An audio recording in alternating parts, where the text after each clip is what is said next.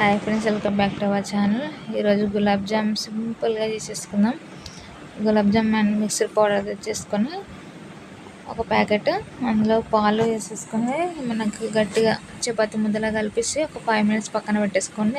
అంతలోకి 2 కప్పుల చక్కెరకి 1.5 cup water వేసి కరగనిచ్చి అందులోనే యాలకుల పొడి వేసేసి ముద్దలు ఇట్లా కలిపి పెట్టేసుకొని ముందు నానబెట్టుకున్న పిండిని ఒక్కొక్కటిగా ఇట్లా ఫ్రై చేసుకోండి. ఒక్కొక్కటిగానే వేసుకోండి, ముద్దలాగా వేస్తే దగ్గరగా తుక్కపోతాయి.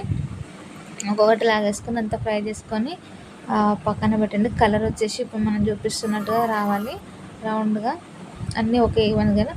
పాకం పక్కన పెట్టేసుకుని వేయించుకున్న తర్వాత 5 minutes పక్కన పెట్టేసుకొని వేడి చల్లారిన తర్వాతకి ఈ బాల్స్, గులాబ్ జామున్ బాల్స్ వేయండి.